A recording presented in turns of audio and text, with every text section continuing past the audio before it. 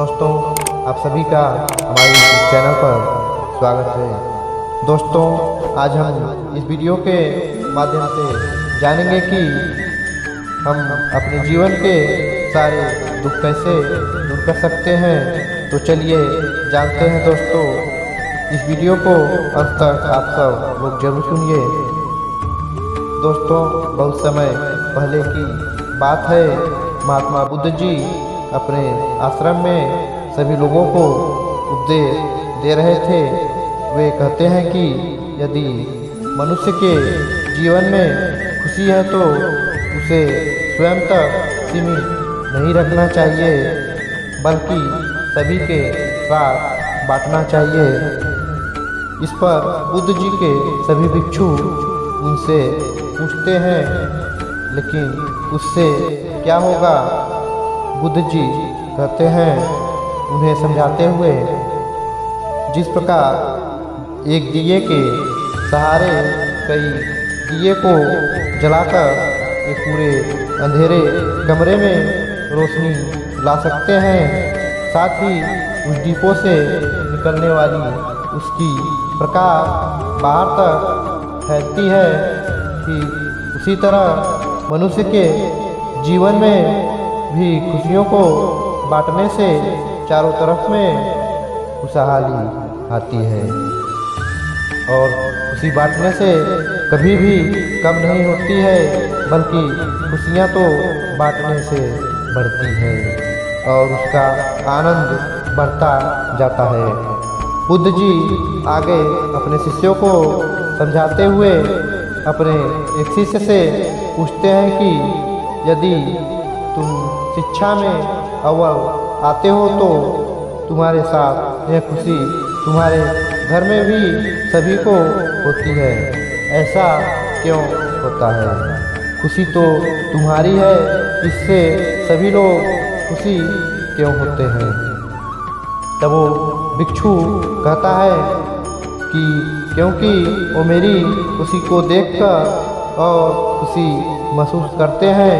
इस पर बुद्ध जी कहते हैं कि ठीक इसी प्रकार से अन्य सभी लोगों के साथ यही होता है। यदि जीवन में खुशी का पल आए तो उससे सबके साथ बांटना चाहिए।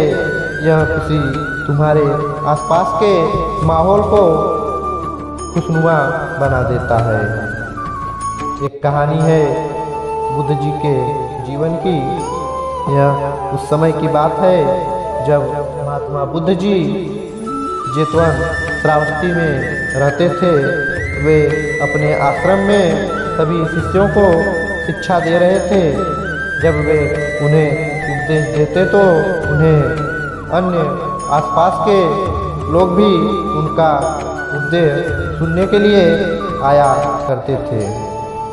उन सभी में से एक व्यक्ति ऐसा था जो महात्मा बुद्ध जी से काफ़ी प्रभावित था।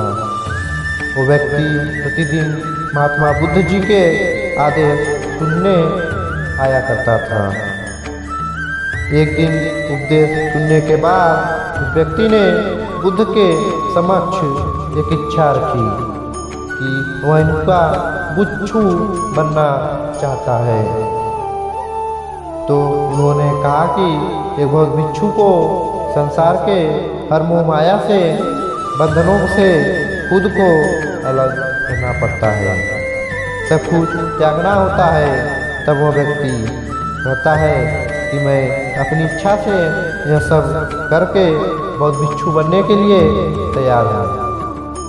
तब बुद्ध जी अपनी स्वीकृति देते हैं और वह बुद्ध के आश्रम में रुक जाता है। अब वह प्रतिदिन उनके उपदेशों को बहुत ध्यानपूर्वक सुना करता था, लेकिन भिक्षु बनने के बाद एक नियम यह भी था कि बहुत भिक्षु को उपदेश सुनने के बाद उन पर अमल भी करना होता है, क्योंकि जब तक वह उस पर अमल नहीं करेंगे या उस मार्ग पर नहीं चलेंगे, तब तक अन्य किसी को कैसे उस राह पर चलने के लिए प्रेरित कर सकते हैं।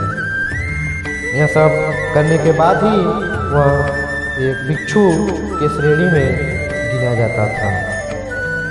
जब वह भिक्षु बुद्ध जी के शरण में आया तब वह भी सब कार्य करने लगता है, जो उनके उपदेशों को सुनने लगता है, लेकिन उससे स्वयं के भीतर कोई परिवर्तन अनुभव नहीं होता।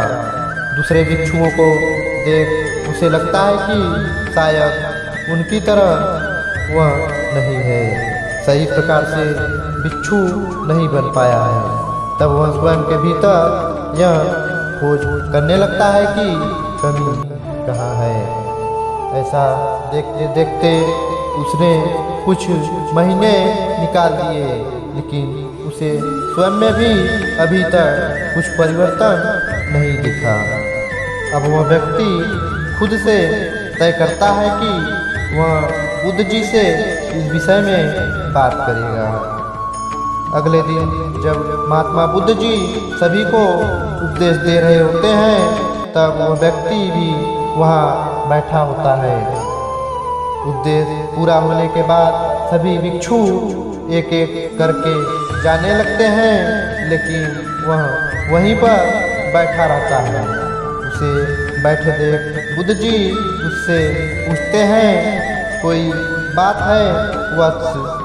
भिक्षु कहता है, जी गुरुदेव, मैं आपसे कुछ पूछना चाहता हूँ कि मैं पिछले कई दिनों से आपकी शरण में आया हूँ, प्रतिदिन आपका उपदेश सुनता हूँ, यह सब कार्य भी करता हूँ जो एक भिक्षु करते हैं, लेकिन फिर भी मैं एक स्वयं के भीतर मुझे वह परिवर्तन नहीं दिख रहा है, ना कोई सुधार हुआ है।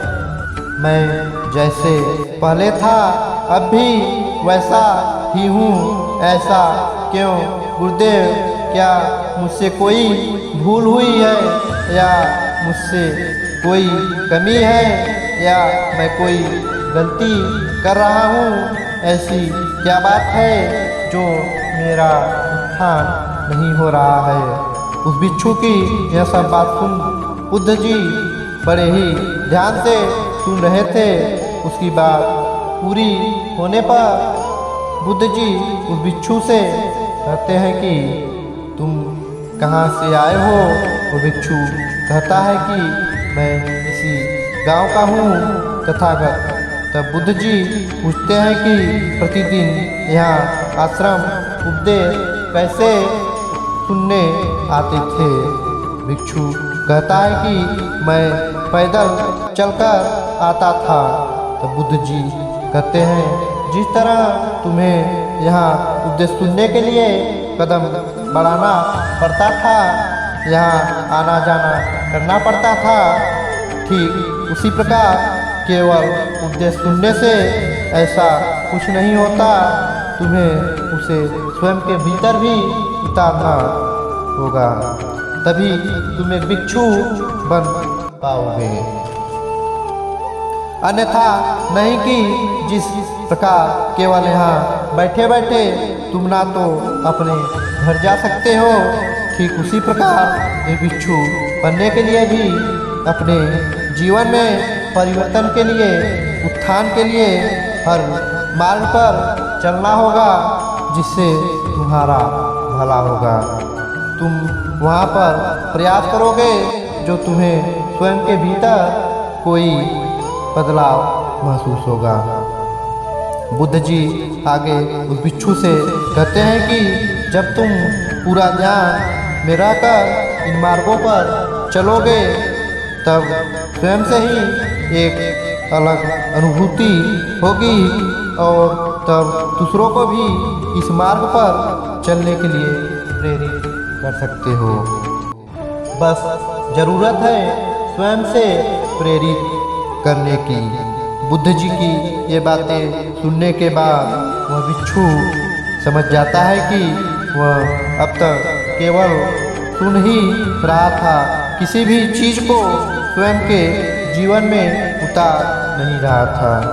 वह सारी बातों को समझ चुका था कि उसे सब बातों का अनुसरण करना होगा, इस मार्ग पर चलना होगा, अमल करना होगा, तभी वह आगे बढ़ पाएगा या आगे चलकर एक बौद्ध बन जाएगा। दोस्तों, कई बार ऐसा ही होता है कि हम कहानियाँ सुनते हैं, बुद्ध जी के उपदेशों को सुनते हैं, सार सुनते हैं, समझते नहीं हैं। क्या बताया है, क्यों बताया है, मेरे जीवन में उसका क्या लाभ होगा, किस तरह मैं उसे आत्मसात कर सकता हूँ या कर सकती हूँ, इस पर हमें कोई विचार नहीं करते हैं, पर सुनने के लिए चीज़ों को सुनते हैं, जिससे क्षण भर का आनंद प्राप्त होता है, लेकिन मूल रूप से, भौतिक रूप से हम जैसे होते हैं वैसे ही बने रहते हैं। हमें अपने प्रयासों को भी थोड़ा आगे बढ़ाना होगा। हमें इस मार्ग पर आगे बढ़ने के लिए अपने कदमों को बढ़ाना होगा। जो भी शिक्षाएं, जो भी कहानियाँ या जो भी उपदेश हम सुनते हैं, उन्हें भीतर व्यवहार में धीरे धीरे उतारना होगा या व्यवहार में धीरे धीरे उन्हें लाना होगा, उन पर अमल करना होगा, जिससे आपके जीवन में बहुत आसानी होगी और जब आपके भीतर यह खुशी आ जाएगी, तब आप किसी दूसरे तक भी खुशी पहुंचा सकते हैं। अगर आप भी खुशी का हिस्सा बनना चाहते हैं तो इस वीडियो को ज़्यादा से ज़्यादा लोगों तक शेयर जरूर करिए और चैनल को जरूर सब्सक्राइब करिए। दोस्तों, आज के इस वीडियो में सिर्फ इतना ही। अगले दिन आपसे हम फिर मिलेंगे एक नई वीडियो के साथ। तब तक आप जहाँ भी हैं खुश रहें और दूसरों को भी खुशियाँ बांटते रहें। आपका अमूल्य समय देने के लिए धन्यवाद।